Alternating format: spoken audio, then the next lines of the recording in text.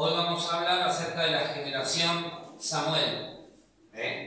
Vamos a ver cómo Dios, después de esa generación corrupta y perversa que fueron los hijos de Elí, juntamente con un padre ausente, Dios se proveyó a sí mismo un nuevo tiempo para el sacerdocio, un nuevo sacerdote. 1 Samuel 3:1 dice: el joven Samuel ministraba a Jehová en presencia de ¿quién? De Elí. Y la palabra de Jehová escaseaba en aquellos días, no había visión con frecuencia. 1 Samuel 3:1. ¿Qué hace Dios frente a la decadencia moral y espiritual del sacerdote Elí y de los hijos? Lo que Dios hace es que Él mismo comienza a preparar a la siguiente generación para el sacerdocio. Es decir, cada uno de nosotros es un sacerdote. No tiene que ver con una función en el templo. No tiene que ver con que vos hagas algo literalmente en el templo. Tiene que ver con que a través de Cristo cambió la historia y aquel sacerdote que trabajaba en el tabernáculo del Antiguo Testamento, ahora Cristo cambió la historia y lo que hace es convertirnos a cada uno de nosotros en sacerdotes. ¿Qué es el sacerdote? Es aquel que media entre Dios y los hombres. El sumo sacerdote de nuestra fe es Cristo. Él intercedió entre Dios y nosotros. Ahora, también nosotros somos mini sacerdotes. También podemos mediar entre Dios y los hombres. ¿Sí? La gente que está a nuestro alrededor. Por ejemplo, cuando vos orás por alguien, vos estás convirtiéndote en un sacerdote, estás mediando entre Dios y esa persona. ¿Sí? Dios levanta una nueva generación que es la generación Samuel. El nombre Samuel significa Dios escucha. Dios ha escuchado, pero también significa el oído de Dios. Y esa última definición me gustó mucho, el oído de Dios. Todo nombre que vos veas en el Antiguo Testamento que termine con él, ese él significa en hebreo Dios. ¿Sí? O sea que en la definición del nombre hay algo de Dios que está revelándose ahí. Samuel es Dios ha escuchado. Ezequiel es Dios es mi fuerza. Daniel es Dios es mi juez. Todos los nombres que terminan en él hablan de Dios, de un atributo de Dios, o de algo en lo que Dios tiene que ver y mucho. ¿Sí? Ahora, ¿por qué el nombre Samuel? Vamos a hacer un poco de historia. Samuel tenía una mamá que se llamaba, ¿cómo? Ana. La mamá de Samuel era Ana y el padre era Elcana, que el chiste fácil es decir, no era el policía, se llamaba Elcana. ¿Qué pasa? Que Ana no podía tener hijos. Ana no podía tener hijos. Y entonces, en un momento determinado, ella hace una oración a Dios. Ella, de tanta angustia que tenía, de tanta tristeza que tenía por no poder alcanzar su máximo sueño, ella hace una oración, que ahora la vamos a ver.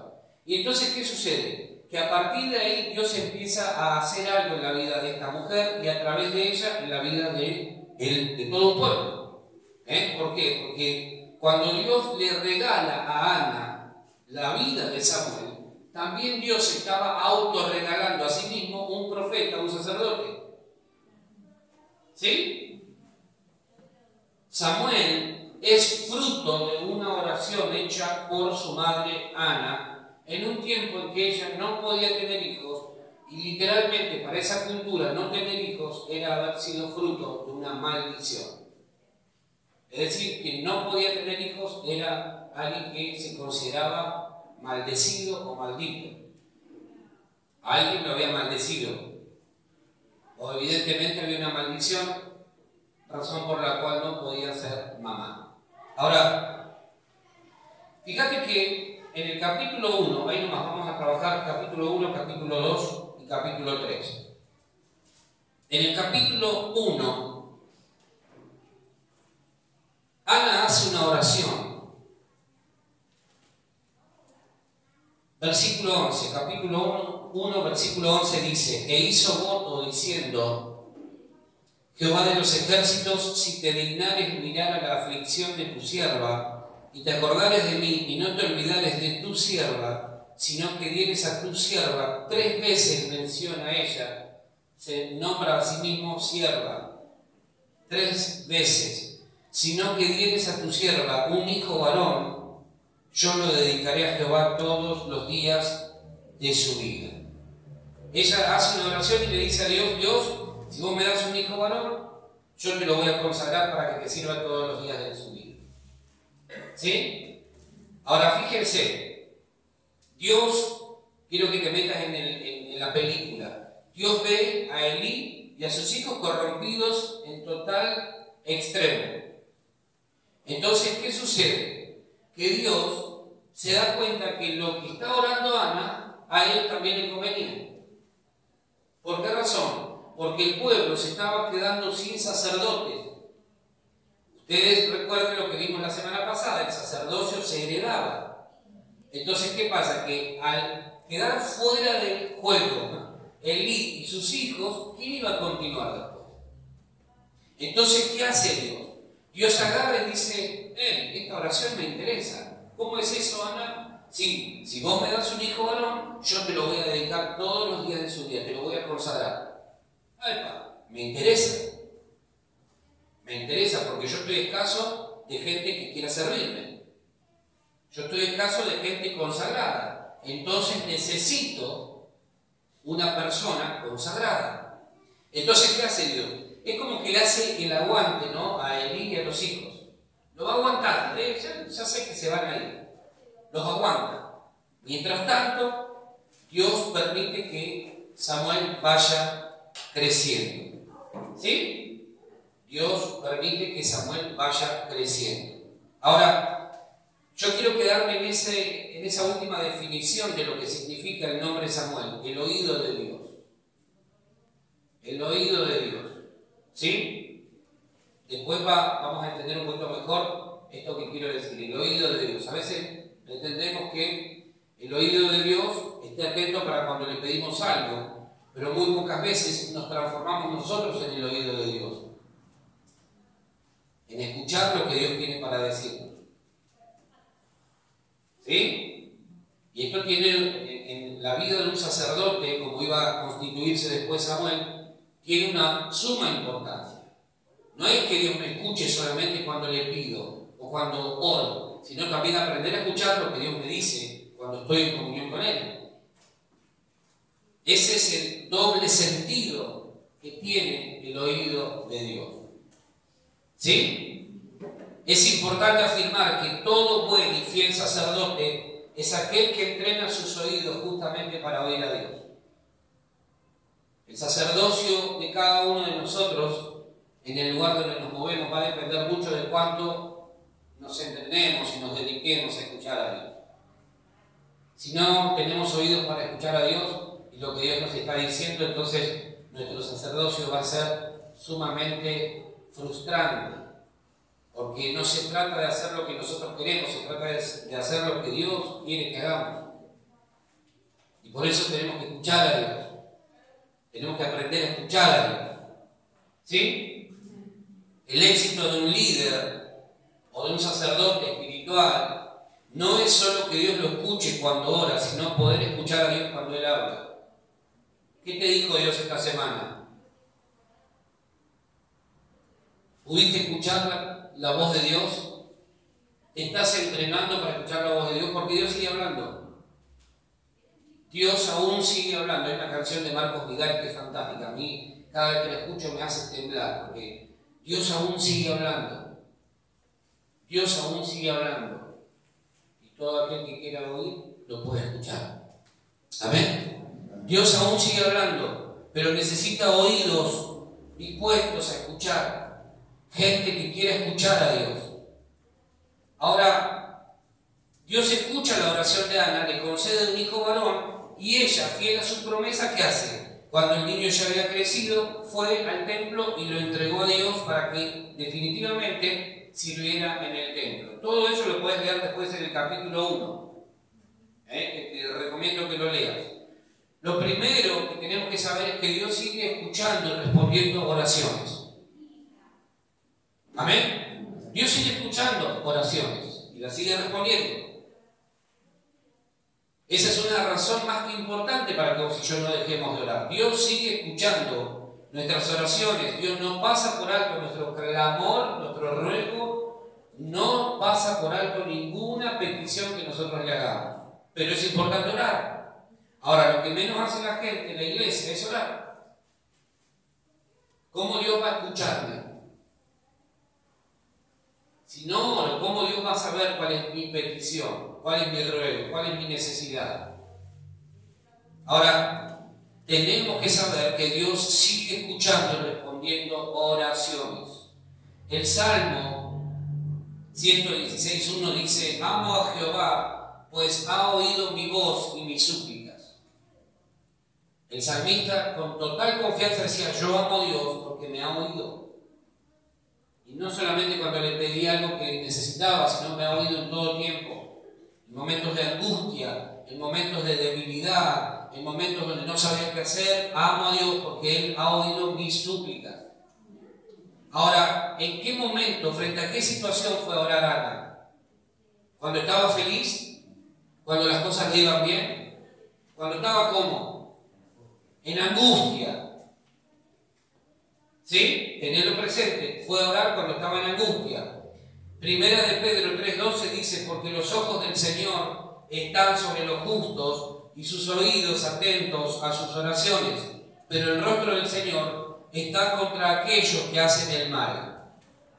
Dios tiene sus oídos atentos a la oración de los justos.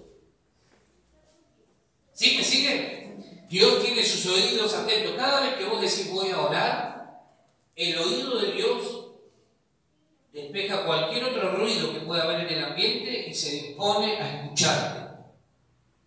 Se dispone a escucharte. Jesús, frente a la tumba de Lázaro, Él dice: Padre, gracias te doy por haberme oído. Yo sabía que siempre me oyes. Fíjate la convicción que tenía Jesús. Yo sabía que siempre me oyes. Pero lo que dije, lo dije por causa de la multitud que está alrededor, para que crean que me has enviado. Jesús tenía esa convicción. Él cuando oraba no tenía dudas. Mi Padre me escucha. Mi Padre está atento a mi clamor, a mi ruego. ¿Sí? Esa es una razón poderosa para no dejar de orar. No dejes de orar. No dejes de orar. No dejemos de orar. Porque Dios escucha nuestras oraciones. Dios escucha cada vez que vos vas a Él con algún deseo, con alguna petición. Hasta ahí estamos de acuerdo. ¿Sí? Ahora, si esta mañana oraste, ¿qué hizo Dios? Escuchó.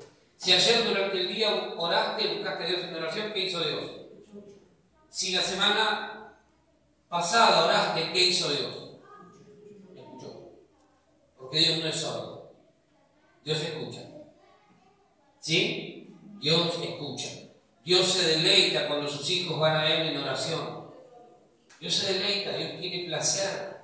Cuando ve que vos vas a orar, cuando ve que vamos a orar, Dios se deleita, dice: me vienen a buscar. Deja todo lo que pueda estar haciendo, silencia el cielo y dice: va a orar mi hijo, va a orar mi hija. Quiero escucharlo. Quiero escucharla. Y entonces ahí Dios, toda su atención va enfocada en escuchar tu petición, tu ruego.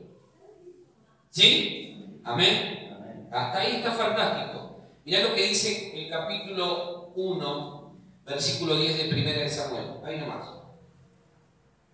Dice, versículo 10: ella con amargura de alma oró a Jehová y lloró abundantemente. Fíjate cómo estaba esta mujer. Esta mujer no podía tener hijos. La vida pasaba. El reloj biológico pasaba, avanzaba en su vida, en su cuerpo. Todo eso le generaba amargura. Pero sin embargo ella, en un momento determinado, contrariamente a lo que muchas veces pensamos nosotros que tenemos que hacer, ella agarró y dijo: voy a orar. Con amargura de alma, ella fue a orar, no se quedó de brazos cruzados, resignada. Con amargura de alma se dispuso a orar. Y muchas veces nosotros estamos mal por algo que no que sucedió en el día o que no salió como esperábamos y decimos: no, no tengo ganas de orar. No tengo ganas de hacer tal cosa. No lo voy a hacer. Mañana veo si tengo ganas. Y esta mujer con amargura en su alma fue a orar. Fue a buscar a Dios. Ponete un poquito en los zapatos de Ana. No lo veamos solamente como una historia. Tratemos de meternos en la historia y de sentir la frustración de esa mujer. De sentir la angustia de esa mujer por ver que el tiempo pasaba y que su sueño no se hacía realidad. Ella deseaba un hijo, no pedía 20, pedía uno. Pasaba el tiempo y nada. Pasaba el tiempo y nada. Y entonces en un momento, en lugar de resignarse, dice que con amargura de alma fue a orar a Dios. Y le dijo: Dios, mirá la aflicción de tu siervo. Mirá la angustia que tengo, Dios. Ahora, ¿cuánto nos enseña esta mujer, no? No se resignó. Con tristeza y todo, fue a buscar a Dios. Buscó a Dios. Buscó a Dios. Cuando estamos mal, muchas veces nosotros no tenemos ganas ni de levantar las manos, ni de cantar, ni de adorar, ni de orar, ni de hacer nada, ni de leer la Biblia. No queremos saber nada, sentimos que Dios se olvidó de nosotros. No tengo ganas. Ir a la iglesia, no tengo ganas. No tengo ánimo, decimos.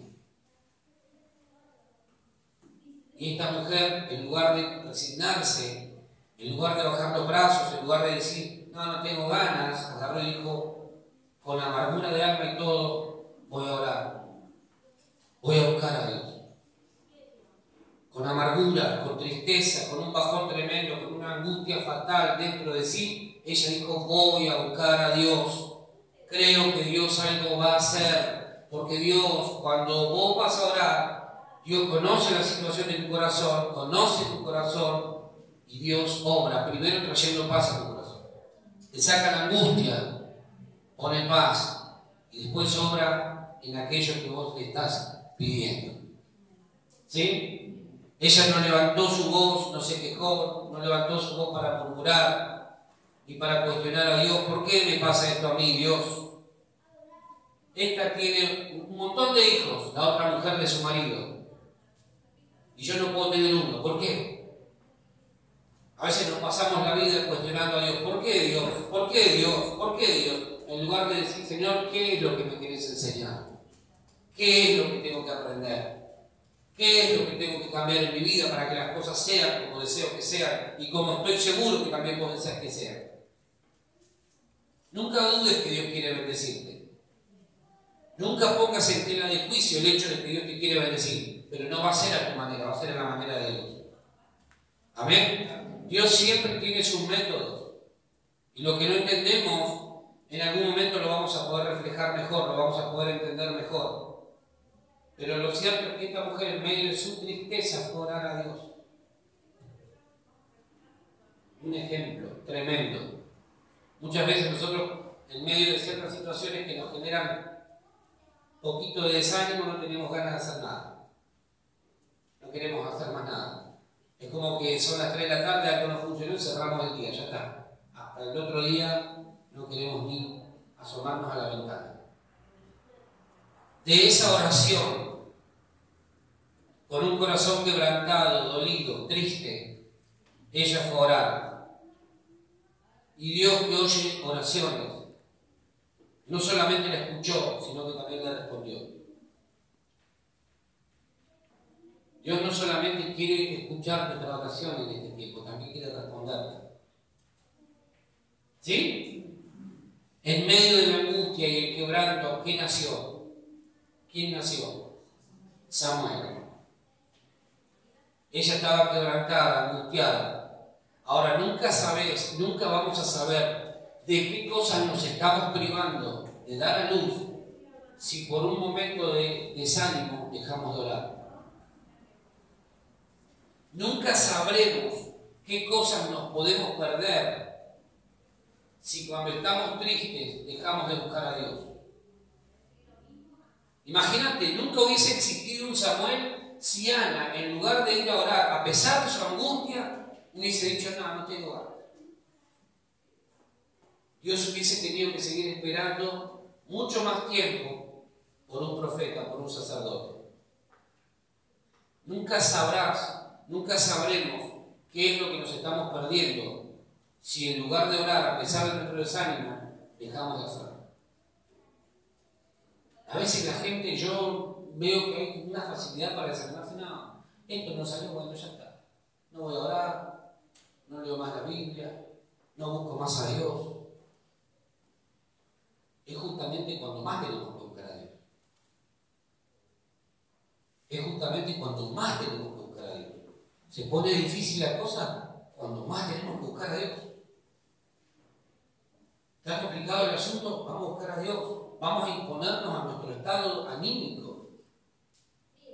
¿O vos te crees que los hombres de la Biblia no tuvieron sus estados emocionales y sus razones suficientes para decir a Dios basta?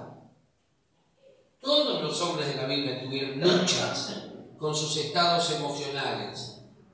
Todos. Acá estamos viendo un ejemplo. Pero todos los hombres que vos ves en Hebreos 11 tuvieron sus luchas emocionales, pero vencieron. Por eso se transformaron en héroes de la fe. Nunca vamos a vencer una situación si frente al primer problema, frente a la primera dificultad, nos desanimamos. Por eso Pablo dice, por tanto nosotros no nos desanimamos. Tenemos luchas por acá, tenemos luchas por allá, pero no nos desanimamos. No nos abandonamos a nosotros mismos, no nos resignamos. ¿Por qué razón? Porque Dios está con nosotros, tenemos este tesoro en vasos de barro. Estamos abatidos, o estamos, no abatidos, sino luchados, no me sale la palabra que utilizó Pablo. Pero él habla y dice, tenemos lucha, tenemos conflictos, no los vamos a negar, pero no permitimos que el desánimo gane terreno en nuestra vida. Y esa tiene que ser nuestra actitud. Todos vamos a tener momentos de lucha, todos vamos a tener momentos de dificultad, pero en algún momento tenemos que hacer de la fe nuestro valor más importante. Porque si no, la fe no sirve. La fe no es hablar bien, la fe es hablar bien en primera instancia, pero después moverse correctamente. La fe es eso. La fe, si no tiene obras, es una fe muerta. Está muerta, carente de valor. Tiene que tener obras nuestra fe. Obras que testifiquen de que Cristo es real en nuestra vida. ¿Sí?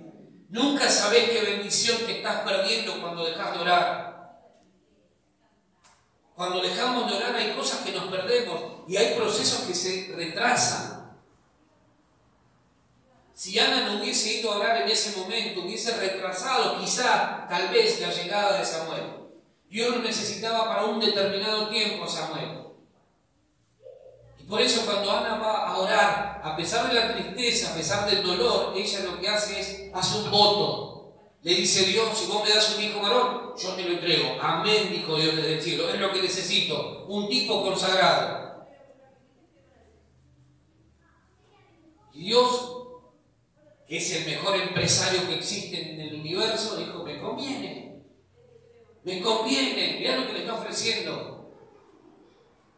Yo me imagino que Dios hizo una reunión de último momento y dijo, mirá Gabriel lo que me está ofreciendo Ana, mirá Miguel, mirá lo que me está ofreciendo. Me falta un ángel, ¿cuál era el otro? No se cayó, el otro estaba en la tierra, se mudaba. Pero yo me imagino a Dios ahí celebrando, es lo que necesitamos. ¿Sí? Es lo que necesitamos. Ahora, ¿respondió Dios cualquier pedido de Ana? ¿O había algo que le interesara? Había algo que le importaba a Dios, que le interesaba. Y esto tiene que llamarnos la atención a nosotros. Dios, dijimos que escucha nuestras oraciones. ¿Sí? Las quiere responder. Pero Dios no responde cualquier oración. Si no pareciera que Dios es el pibe de los mandados, que está a nuestra disposición, a nuestro servicio. Dios responde oraciones que se alineen a su voluntad. Dios necesitaba para el próximo tiempo, para la próxima etapa, un sacerdote, un profeta. Y Ana se lo estaba pidiendo. Ana pedía un hijo. Fíjate, Dios escuchó, quiere un hijo. Y Dios veía un sacerdote, un profeta. ¿Qué ves vos en tus hijos? ¿O ves solamente para eso quiero un hijo? Fíjate la mirada de Dios. Dios necesitaba un profeta.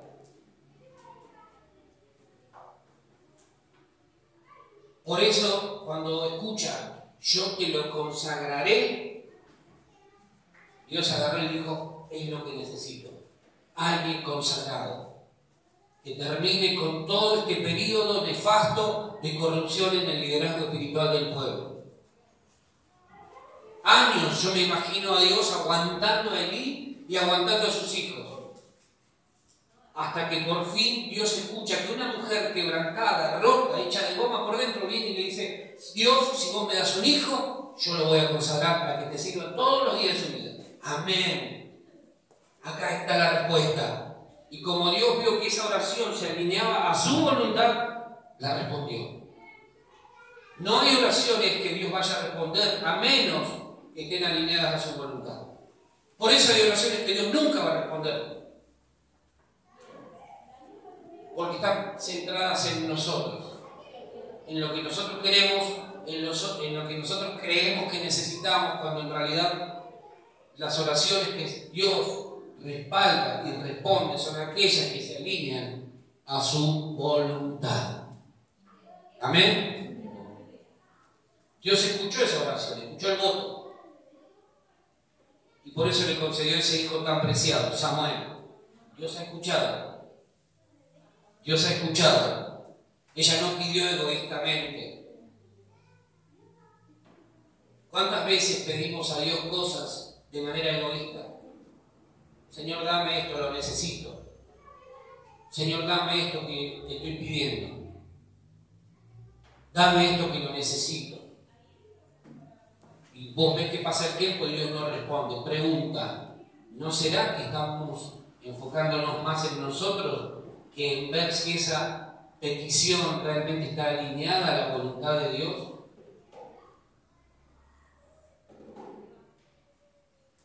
¿Sí?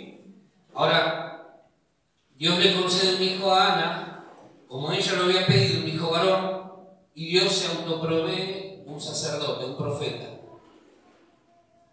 La oración de Ana fue eficaz. Eficaz significa algo que produce el efecto esperado. La Biblia dice en Santiago que la oración eficaz del justo puede mucho. Ahora, ¿cuándo una oración es eficaz? Cuando está alineada a la voluntad de Dios. Entonces esa oración eficaz es la que puede mucho.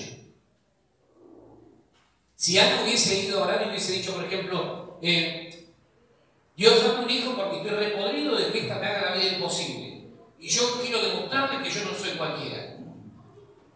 ¿Hubiese estado bien esa oración? ¿Lo hubiese respondido Dios? Dios le respondió esta oración porque Ana hizo un voto con Dios. Quiero que pienses en eso. Ella fue y le dijo, si vos me das un hijo, Dios. No estaba pensando en ella, estaba pensando en Dios, yo te lo voy a consagrar. Yo te lo voy a consagrar. Entonces Dios ahí agarró y dijo, es lo que necesito, yo quiero que entiendas esto. Vos y yo estamos al servicio de Dios y las necesidades de Dios, y no Dios al servicio de nuestras necesidades. A veces creemos que es a la inversa. Dios me tiene que responder estas cosas porque Él conoce mis necesidades. Claro que sí. Pero ¿cuántas veces nosotros pensamos en las necesidades que Dios tiene? ¿Cuántas veces nos ponemos a pensar en de qué manera podemos contribuir a solucionar los problemas que Dios tiene? Porque Dios tiene problemas también. Dios tiene problemas en la tierra. Y muy pocas veces nosotros nos ponemos a pensar de qué manera puedo contribuir yo a solucionar el problema a Dios. Dios tiene un problema. ¿De qué manera? Oramos y decimos, Señor, esta es mi necesidad. Y está bien, no está mal. Pero ¿cuántas veces nos disponemos a escuchar a Dios diciendo, ahora te voy a informar cuáles son mis necesidades? Dios tiene necesidades, por ejemplo, de obreros. La Biblia dice, Jesús dijo, la mies es mucha, los obreros son pocos, por lo tanto, rueguen al Señor de la mies que envíe obreros a su mies. Dios tiene necesidades. Dios tiene necesidades. Pablo dice en Romanos, ¿cómo oirán si no hay quien les predique? Dios tiene necesidades. Isaías dijo, el Señor le hablaba, dialogaba con Isaías y le dice, ¿y quién irá por mí? ¿Quién irá? Y entonces Isaías, que lo escucha, Dios dice, heme aquí, envíame a mí. ¿Por qué razón? Porque Isaías comprendió, Dios tiene una necesidad, Dios tiene necesidades en esta ciudad y por eso te tiene a vos con vida todavía, porque vos sos la respuesta a esas necesidades que Dios tiene acá, por resolver. Porque el día que Dios termine con tu vida, quédate recontra tranquilo, que Dios cierra el pase de oxígeno y amaneces del otro lado. Dios no va a estar sosteniéndole la vela a nadie, como diría el dicho por ahí. Dios agarra el día que nosotros ya hayamos cumplimentado con nuestra etapa de vida acá en la tierra, cierra el oxígeno y amanecemos más allá del sol. ¿Sí? ¿Hasta ahí vamos bien? Dios no responde oraciones caprichosas. Hay gente que le quiere torcer el brazo a Dios, ¿viste? Que ora, como quien tiene la potestad de hacerle creer a Dios que eso que está pidiendo es correcto. Dios no responde oraciones caprichosas. Dios va a responder oraciones que estén alineadas a su voluntad, no llenas de egoísmo o capricho, sino aquellas que traen una respuesta a nuestra vida, fundamentalmente una respuesta a su necesidad. Amén.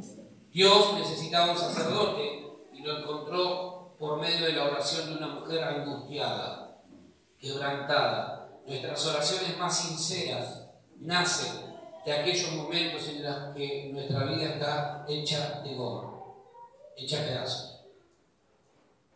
Ahí no hay espacio para el fingimiento. Cuando uno está destruido, cuando uno está mal por dentro, nace la mejor adoración, la mejor oración y nuestra mejor ofrenda. ¿Por qué razón? Porque estamos arruinados, estamos quebrados y lo único que nos queda es Dios. Por eso esta mujer fue e hizo un voto. Dios, yo te pido un hijo, pero si vos me lo das, yo te prometo que te lo consagro a vos. Estaba destruida emocional, espiritualmente, estaba arruinada esta mujer, pero encontró ahí una manera, un punto sensible en el corazón de Dios. Si nosotros queremos tocar de verdad el corazón de Dios, tenemos que aprender a conocer cuál es la voluntad de Dios. Entonces, cuando oremos conforme a su voluntad, nosotros vamos a tener la certeza en nuestro corazón de que esa oración viene en forma de respuesta. Y si pedimos cualquier cosa, dice la Biblia, que pidamos conforme a su voluntad, sabemos que Él nos oye. Cualquier cosa. Nosotros tomamos a veces ciertos textos para pedirle a Dios, ¿no? Porque tomamos a veces muy sueltitos algunos textos y entonces entramos a pedirle a Dios una batería de cosas. Ahora, cualquier cosa que le pidamos que esté alineada a su voluntad, Dios la va a conceder. Dios la va a conceder, va a traer la respuesta. ¿Sí? El libro de Santiago habla de lo que te decía, oraciones eficaces de los justos. Y tiene que ver con esto, con el hecho de alinear nuestra petición a lo que Dios necesita. Dios no responde a oraciones caprichosas. Dios nunca va a responder la oración de una persona caprichosa, que está orando cualquier cosa menos lo que es correcto. Menos lo que es correcto. Y para eso necesitamos conocer la voluntad de Dios. Ana agarró y dijo, quiero un hijo varón. Ana y su familia tenían un corazón para Dios. Todos los años, porque ellos no tenían un santuario, un templo cerca, ellos tenían que caminar kilómetros y kilómetros, pero año tras año, Ana y su familia, o Elcana y su familia, subían a adorar a Dios al santuario donde oficiaba el sacerdote Elí. Viajaban desde, no me acuerdo el lugar, era de Ramataim de Sofín, dice del monte de Efraín, hasta Silo, donde estaba el templo, año tras año. Y cuando iban como familia. Presta atención, iban como familia. Iban a adorar a Dios, subían. Como familia. Subían a adorar a Dios. Como familia, ¿cómo qué? Como familia. Iban a adorar a Dios, subían.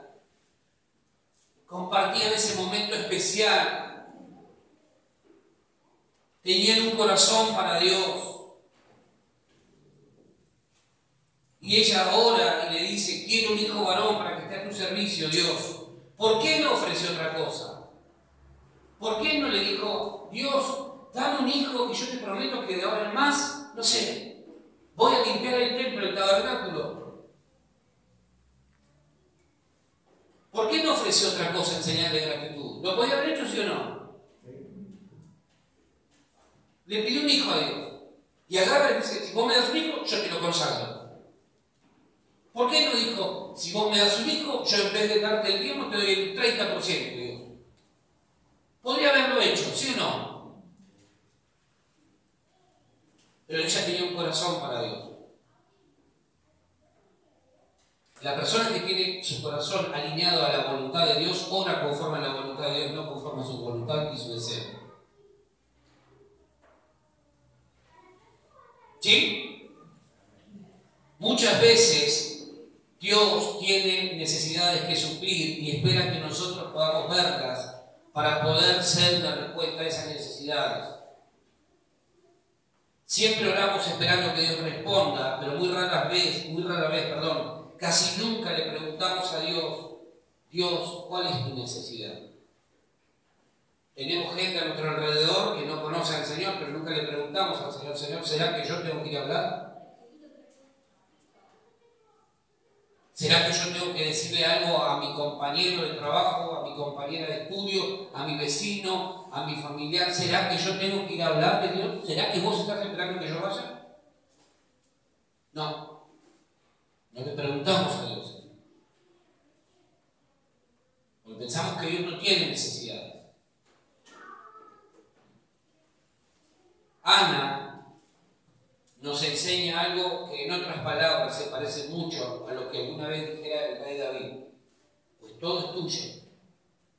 Y de lo recibido de tu mano, eso mismo te damos.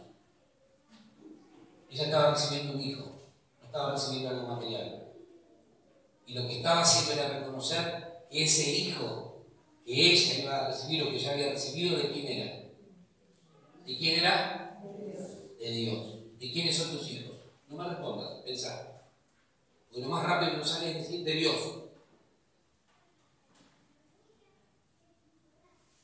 Por eso Ana le pudo consagrar, Señor, me lo estás dando vos. Todo es tuyo. De lo recibido en tu mano, eso mismo te doy.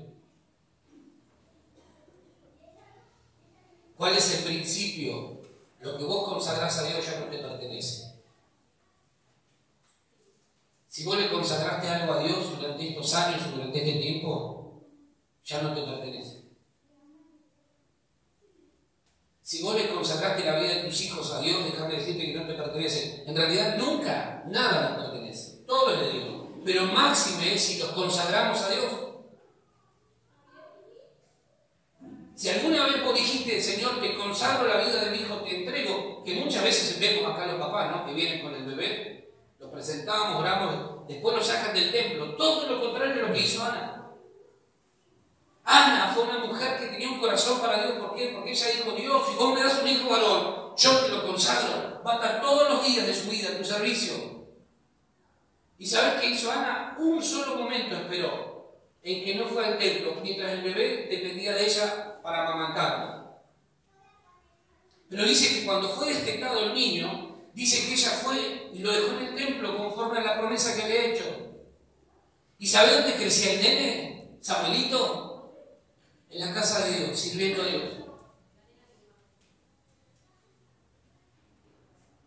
Tremendo, ¿no? Lo que vos consagrás a Dios ya no te pertenece. Todo es de Él. Todo lo que vos y yo tenemos es de Él, lo creamos así o no. Todo es de Él. Todo es de Él. Todo es de Él. Pero si encima nosotros vamos y decimos, Señor, te consagro esto, Dios agarra y dice, no te olvides lo que estás haciendo. Porque hay padres que consagran a sus hijos, pero cuando los hijos quieren servir en el templo, dicen, no, mejor no, dedícate a otra cosa. Sea abogado, sea ingeniero, sea astronauta, sea carnicero, sea verdulero, pero no, en la iglesia no. Y lo sacan. Entonces ponete de acuerdo, porque lo que vos consagraste ya no es tuyo. ¿De quién es? Si se lo consagraste a Dios, es de Dios. Lo que consagramos a Dios ya no nos pertenece. Tus hijos no te pertenecen. Tus hijos son un regalo de Dios para que los disfrutes. Lo mismo que los míos, para que los disfrutemos, para que los guiemos, para que los conduzcamos en los caminos de Dios. Pero va a llegar un momento en que si los consagramos a Dios y los presentamos alguna vez a Dios, te va a decir, es mío. Me corresponde. Por lo tanto, tengo el derecho de hacer con Él lo que yo creo correcto. Lo que consagramos no nos pertenece. Por eso hay gente mentirosa en la iglesia. Dice, Señor, yo te consagro este auto. Me acuerdo puntualmente de una persona. Te consagro esto. Y lo que menos hacía era utilizar ese auto para el servicio de Dios. Señor, te consagro esto. Y cuando yo decía, eso es mío. Bueno, pero pará, Señor, que necesito hacer unas cosas, pero es mío. Es mío, vos me lo consagraste. Todo, siempre todo es de Dios. Todo lo que vos tenés es de Dios. Todo lo que vos tenés es de Dios. Desde lo más chiquitito hasta lo más grande. Todo es de Dios.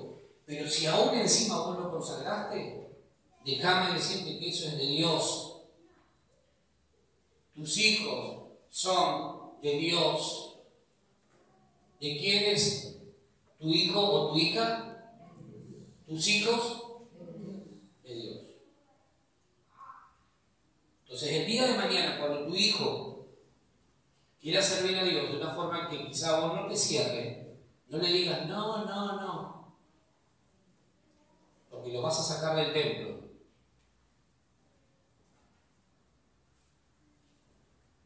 Y vas a estar abortando todos los planes de Dios para su vida. ¿Sí? ¿Estoy siendo claro? Porque Dios es el que tiene la potestad de hacer con nuestra vida y con nuestros hijos y con todo lo que es nuestro, según Él crea mejor. Dios agarró, escuchó el voto que hizo Ana. Dijo, te lo consagro, Dios. Listo. De acá yo me voy a proveer un sacerdote, un profeta. Cuando vos consagrás a tus hijos, nunca sabés a qué necesidad de Dios estás respondiendo. Nunca sabés de qué manera Dios va a tomar la vida de tu hijo, de tu hija, para usarlo conforme a sus planes. Nunca lo sabés. Ahora, la certeza que tenemos que tener es que los planes de Dios son más altos que los nuestros, son mejores que los nuestros. Y son planes de bendición. ¿Sí? Si consagramos algo a Dios, es de Dios. ¿Consagraste tu vida a vos? ¿Le consagraste tu vida a Cristo? ¿Sí? ¿Seguro? Si le consagraste tu vida a Cristo, entonces Cristo tiene todo el derecho de venir y decirte, esto es lo que quiero que hagas. No vengamos después a decir, bueno, no, pero aguantame un cachito, Señor. No. Porque es ahora el tiempo que yo tengo necesidad. Somos muy emocionales nosotros. Señor, te entrego mi vida, mi alma, mi cuerpo, todo. Y cuando Él viene y te dice, necesito esto. Aguantame un cachito, Señor. Aguantame un cachitito. Dame un ratito. Pero no me dijiste que habías consagrado tu vida. No me dijiste que tu vida me pertenecía. ¿No soy acaso tu Señor? ¿Sí? Y entonces, es que ahora, aguantame un cachito, que termino con esto y voy y hago lo que me estás pidiendo. No, es ahora. Es ahora. Es ahora. Dios no te va a dejar que hagas con tu vida lo que quieras, porque si le entregaste tu vida a Cristo, entonces vos ya no te perteneces a vos mismo, sos de Cristo. Y Él te va a decir lo que tenés que hacer con tu vida. ¿Amén? ¿Le consagraste tu tiempo al Señor? ¿Sí o no? Si le consagraste tu tiempo al Señor, entonces tu tiempo va a ser un tiempo redimido, un tiempo donde las prioridades tuyas van a ser las prioridades de Dios. En el Evangelio no hay atajos, puntos intermedios donde nos podamos quedar ahí medio acomodándonos. O es todo o es nada. ¿Sí? ¿Es todo o es nada? ¿Consagraste tu casa a Dios? ¿Estás seguro? Bueno, déjame ver un cachito, el tiempo está perfecto, mi vida, pero ya mi casa, no vaya a ser que Dios me la pida. Y si Dios me la pide, ¿qué? Se nos aflauta la voz y empezamos, ¿viste? ¿Consagraste tu dinero a Dios?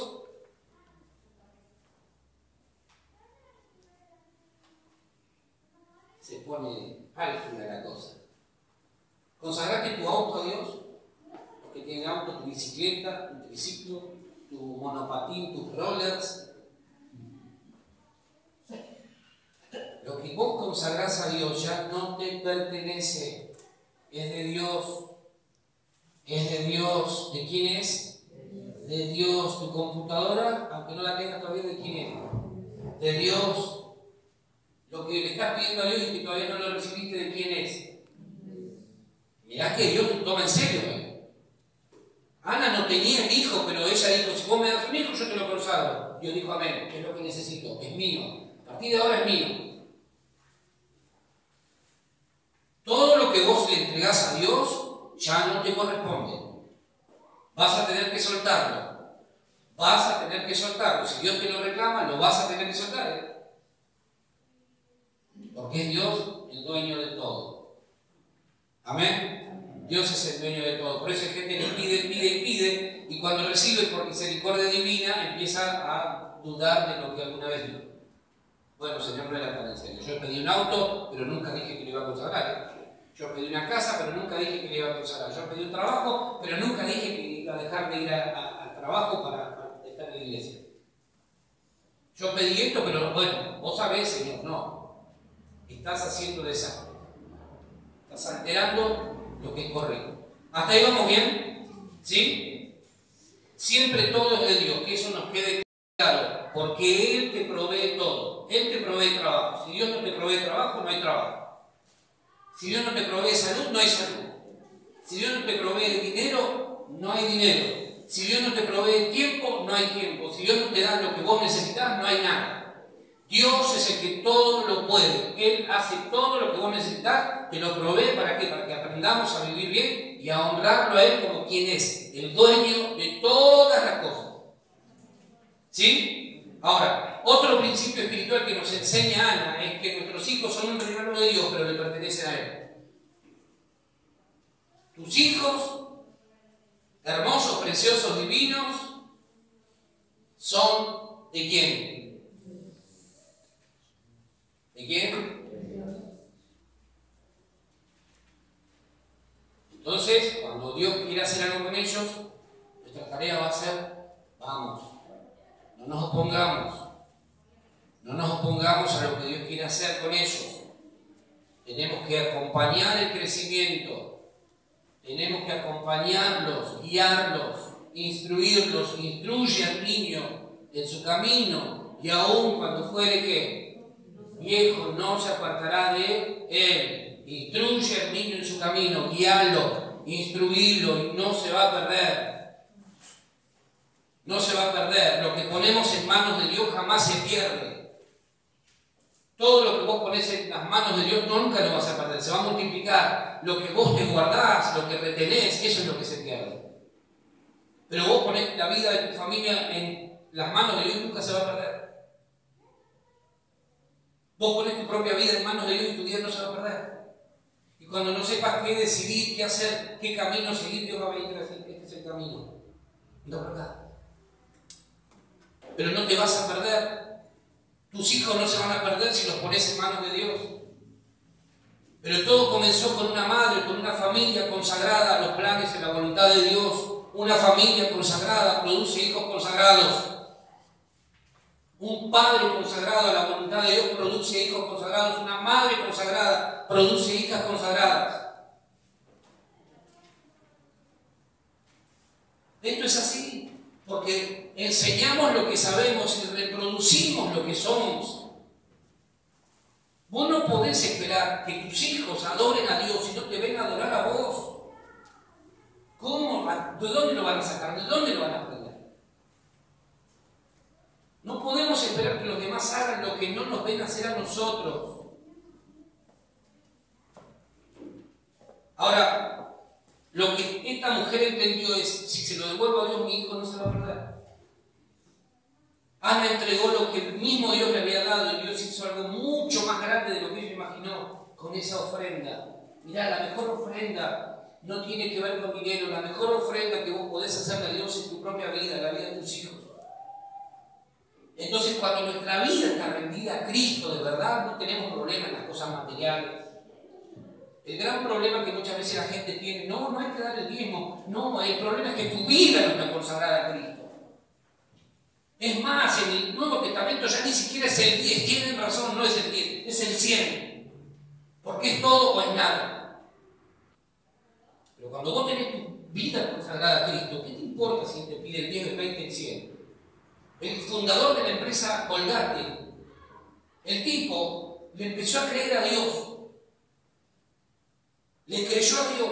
Y primero, ¿sabés qué hacía? Diezmaba el 10% y se quedaba con el 90%. Hacía lo correcto, lo que corresponde. Y Dios lo empezó a bendecir. Y dijo, voy a dar el 20%. Y me quedo con el 80%. Y Dios lo siguió bendiciendo. Y dijo, voy a dar el 30%. Y vivía con el 70%. Y Dios lo siguió bendiciendo. Y dijo, voy a dar el 40%. Y se quedaba con el 60%. Y Dios le siguió añadiendo. Y dijo, voy a dar el 50%. Siguió 60, 70, 80, 90. ¿Sabes cuánto diezmaba el tipo? El 90% de los ingresos. Y vivía con el 10%. Decime si Dios no bendice.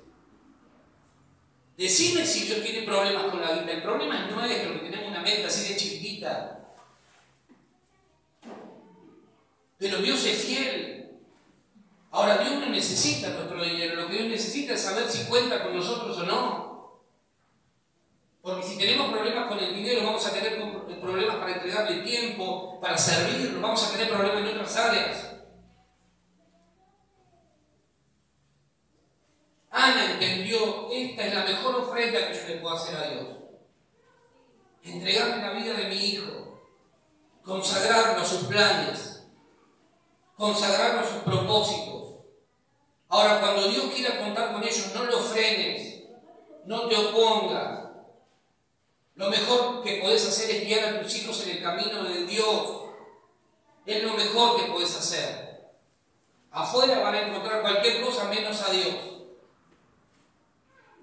Ana entendió que los hijos son un regalo que el mismo Dios nos hace, pero que en definitiva quizá Dios por medio de ellos esté proveyendo un sacerdote, un rey, un gobernante, un empresario, un artista. No te opongas a los planes de Dios. Amén. No te opongas. Los hermanos y el padre de José quisieron impedir que José llegara a Egipto y gobernara detrás del faraón. Los hermanos y el padre de José se opusieron inicialmente a que su hijo llegara a Egipto. No te opongas, no te opongas. Es que no entiendo, no tenés nada que entender. Orá por ellos, acompañalos. Oremos por ellos. ¿Sí? Cuando alguien quiere emprender algo, orá por él. No digas, no, lo que pasa es que ya les he dicho miles de veces, no tenés que esperar nada del mundo. El mundo es mundo y vive de acuerdo al mundo. Nosotros somos hijos de Dios y tenemos otro sistema de valores. ¿Sí? Consagrar tus hijos a Dios. Si lo hiciste, no le pongas palos en la rueda cuando Dios los llame a servir o cuando ellos quieran servir a Dios en algo. No les pongamos palos en la rueda. Acompañemos. Porque cuando Dios escuchó tu oración y tu deseo de ser mamá, papá, Dios te respondió. ¿Cuántas veces? Volvé el tiempo atrás. ¿Cuántas veces le dijiste a Dios, Dios, cómo me gustaría ser mamá, papá? ¿Sí o no? O nunca oraron, nunca pidieron a alguien, qué sé yo, a alguien que me esté escuchando, hay alguien con vida por ahí, como dicen. ¿A alguien le pediste ser mamá o ser papá, sí o no? Y cuando esa respuesta, o cuando esa oración, esa petición fue escuchada, Dios estaba proveyendo algo a través de tus hijos, de nuestros hijos. Es Dios proveyéndose a sí mismo una respuesta a sus necesidades. Acompañemos. A través de una familia consagrada, Dios tomó un niño consagrado y lo transformó en un hombre consagrado a sus planes y propósitos. Lo mismo quiere hacer Dios con nuestras generaciones. Lo mismo. ¿Se lo vas a permitir? Tus hijos son una respuesta de Dios a ciertas necesidades que Él vio en esta generación. Nuestros hijos son una respuesta de Dios a necesidades que Dios vio en esta generación. Pero ¿sabes dónde nació todo? Todo partió porque hubo una familia consagrada a Dios. Y vos me dirás, bueno, pero yo arranqué tarde. No importa. Porque se puede redimir el tiempo, gracias a Dios. Y los que no son papá o mamá, ¿qué hacemos? Adelantate, gana tiempo, consagrá desde ahora tus generaciones, lo hagan. No importa si no hay novio todavía a la vista, no importa, no tiene nada que ver. Pero adelantate en el tiempo, gana tiempo. Señor, consagro mi familia a tus planes. Consagro a mis hijos. No importa, parece locura, claro, porque nosotros nos movemos por lo que vemos, pero Dios está presente aún en ese tipo de oraciones. Entonces, cuando llegue el momento y tengas tu familia, te vas a recordar de esto que estamos hablando hoy. Yo consagré mi familia, mis generaciones, al servicio de Dios. Josué dijo, mis generaciones, mi familia y yo serviremos a Jehová. Amén. El gran problema es que muchos padres hicieron todo lo contrario a lo que hizo Ana. Ana llevó a Samuel al templo para adorar a Dios, lo consagró y lo dejó ahí. Y muchas veces hay padres que sacaron a los hijos del templo. No los mantuvieron en el templo. Entonces, claro, el principio espiritual es que tus hijos, nuestros hijos, se consagran a todo aquello a lo que ven consagrados a los padres. Si vos te consagrás a Dios, tus hijos van a recibir la influencia de tu consagración a Dios. Si nosotros nos consagramos a otras cosas, a otros dioses con minúsculas, ellos también se van a consagrar a eso. Mirá lo que dice el versículo 21. Van 10 minutos y terminamos, ¿sí? Versículo 21 de 1 de Samuel 1. Dice: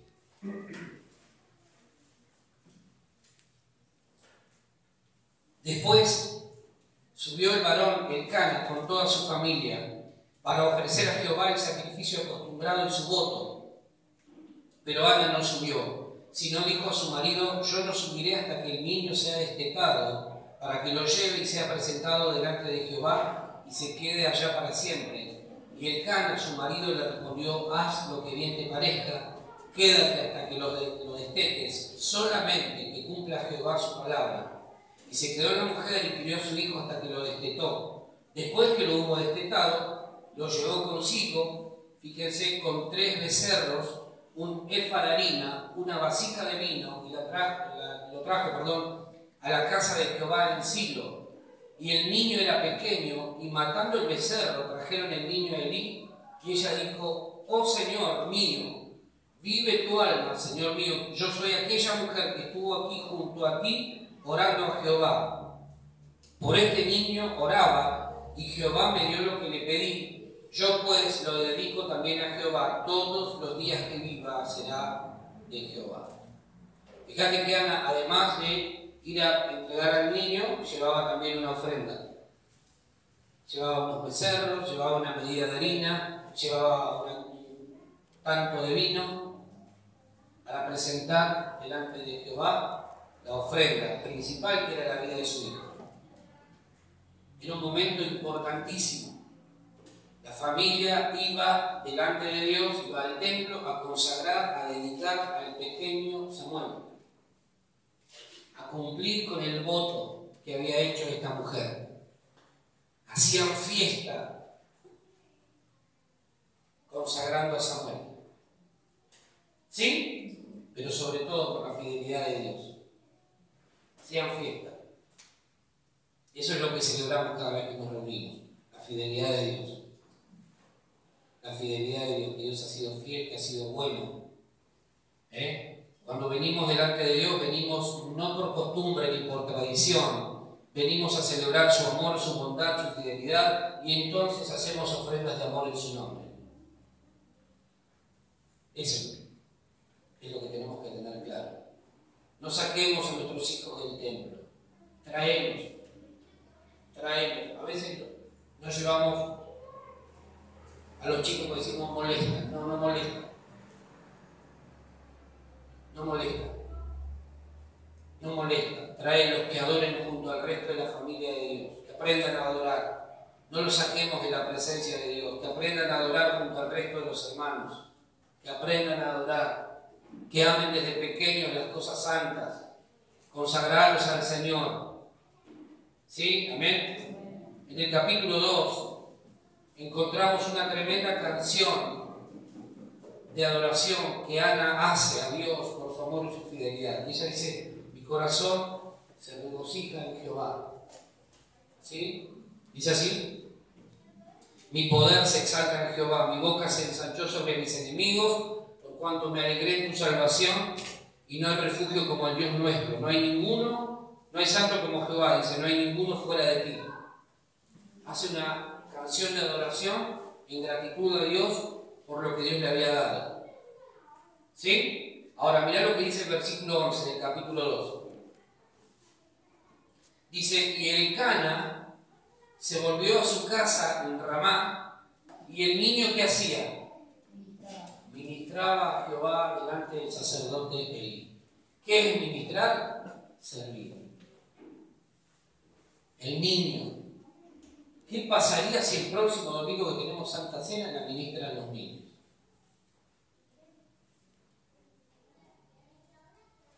El que no entiende absolutamente nada, el que viene como paracaidista, habiendo faltado un tiempo, y dice: ¡ay, qué cosa más loca! Mirá lo que están haciendo. ¿Cómo los niños van a ministrar la cena? No estás entendiendo lo que hablamos del domingo, por eso, afuera de contexto. El niño ministraba a Dios, servía a Dios delante del sacerdote Elí. La familia vuelve a casa, pero el niño permanece en la casa de Dios, sirviendo. Versículo 18, ahí mismo, del capítulo 2. Había pasado algo de tiempo. Mirá lo que dice: y el joven Samuel, ya había pasado algo de tiempo ahí aparentemente. De niño pasó a joven, pero ¿qué hacía? seguía ministrando, seguía sirviendo a Dios en su propia presencia. Ahora, ¿cómo? ¿Cómo? Claro, pero ¿cómo dice que estaba? Vestido de un efod de lino. ¿Sabés que el efod de lino era una vestidura sacerdotal que usaban justamente los nombrados, los elegidos para el sacerdocio? Tenía mangas cortas, entre otras cosas, era sin mangas, era una vestidura corta, confeccionada especialmente para los sacerdotes, hecha con lo mejor de lo mejor, entre otras cosas, era o estaba confeccionada con oro. El oro en la Biblia representa la pureza y la santidad. ¿Qué representa? La pureza y la santidad. Entonces ahí viene la transición, ya el cambio final. Dios ve, esto es lo que yo necesitaba. Un sacerdote que abrace la santidad, que ame la santidad, que ame la pureza. Que se vista con la vestidura sacerdotal, cosa que nosotros habían despreciado. Yo necesito un hombre, una mujer que ame la santidad, que ame la pureza, que ame la integridad. Cerraba por todos lados la vida de Samuel delante de Dios. ¿Sí? El efod representa la pureza, el oro en el efod representa la pureza. Además tenía lino, obviamente. El lino es la vestimenta que usan los santos y que también lo menciona Apocalipsis. La novia, a su novia se le ha concedido que se vista de lino fino, lino limpio y resplandeciente para recibir al rey. ¿Se va entendiendo? Aún cuando haya líderes espirituales, aún cuando haya corrupción en el sacerdocio, Dios sigue adelante con su obra y Dios siempre se va a reservar un remanente, un grupo de personas que abracen la santidad y que le den propósito y sentido a lo que Dios quiere hacer. ¿Sí? Ahora, yo te pregunto, ¿vos querés que tu familia ame la pureza y la santidad? ¿Amén? Tenés que consagrarte vos. Tenés que abrazar la pureza y la santidad. Y aun cuando haya corrupción, líderes corruptos, sacerdotes corruptos, pastores corruptos, ministros corruptos. Ayer veíamos un video de un pastor que cayó detenido, no me acuerdo en qué zona, porque el tipo le hacía creer a las mujeres que él era casi el enviado de Dios y que él tenía que acostarse con todas ellas para que Dios las bendijera y las santificara. Obviamente las mujeres con un grado de, ¿cómo es? IQ, coeficiente intelectual 0, menos 0, no sé cómo ya sería, ¿qué hacían? Iban rendidas a los pies de un tipo que les vendía cualquier cosa. Aún cuando existe ese tipo de desgraciados y de degenerados, Dios siempre se va a valer de un Samuel, de una Samuela, que diga: Señor, yo consagro mi vida y abrazo la pureza y la santidad. Amén. La generación Samuel ama la santidad. Es una generación consagrada a Dios, con todo su ser, sirve a Dios apasionadamente, aun cuando le falte algo importante como lo que vamos a ver ahora, pero ama a Dios. Es una generación que no se conforma con algo, sino que va por todo. La generación Samuel no se conforma con algo, va por todo. ¿Sí? ¿Sabés qué es lo único que le faltaba a Samuel? Que sí lo tenía la generación de Elí, que Samuel no había aprendido todavía a escuchar a Dios. 3 veces en el capítulo 3 Dios lo llama. 3 veces. ¿Y qué sucede? Que Samuel confunde la voz de Dios con la voz de Elí. Entonces cuando escucha Samuel que es llamado, él corre al sacerdote Elí y le dice: heme aquí. ¿Qué pasó? ¿Qué necesita mi Señor? Yo no te llamé, le dice Elí. Se vuelve a acostar. Va la segunda vez, escucha la misma voz. Entonces Samuel, que todavía no estaba entrenado en cuanto a oír la voz de Dios, corre delante de Elí y le dice: heme aquí, mi señor, ¿qué pasó? ¿Qué necesita?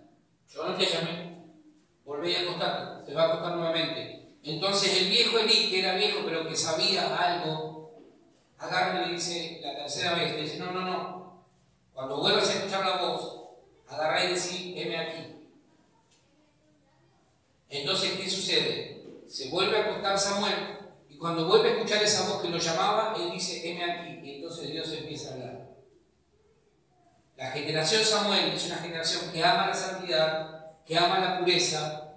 Es una generación que no se conforma con algo, sino que va por todo, sirve a Dios apasionadamente, pero necesita aprender a oír la voz de Dios antes que la voz de los hombres. Por eso hay tanta confusión alrededor de las iglesias. Por eso vienen tipos como estos y les dicen a las mujeres: acuéstense conmigo que van a ser bendecidas y santificadas y purificadas, y las mujeres van. Porque no hay voz de Dios. Porque no se aprendió a escuchar voz de Dios, se está escuchando voz de hombres. En muchos casos perversos. Esta generación necesita ser entrenada urgentemente para que pueda discernir cuándo es Dios el que habla y cuándo no. Porque si no se va a confundir. Se va a confundir. Samuel no podía escuchar a Dios. Elí y su generación, sus hijos, ellos sí habían escuchado cuando Dios hablaba, pero como no obedecieron es que empezó a escasear la palabra. Porque Dios cuando habla es para que obedezcamos, no para que dejemos las cosas así nomás. ¿Sí? El no saber cuándo es Dios quien habla puede generarnos problemas. Puede generarnos problemas. Necesitamos entrenar nuestros oídos para escuchar a Dios antes que a los hombres. Y todo lo que Dios diga, llevarlo a la práctica. Amén. Eso nos va a generar muchos problemas. Si no aprendemos a escuchar a Dios, vamos a tener problemas. Vamos a tomar malas decisiones, vamos a seguir voces incorrectas, vamos a seguir a líderes con malas intenciones, nos vamos a asociar mal y vamos a terminar mal. Necesitamos entrenar nuestros oídos para escuchar a Dios. ¿Sí? Amén. Aún cuando la lámpara se estaba apagando, Dios manifestó su misericordia y levantó un sacerdote que se iba a encargar de volver a avivar esa lámpara que estaba extinguiéndose, que se estaba apagando. Un Samuel. ¿Sí? Amén. Yo quiero pedirte en esta hora que te pongas de pie.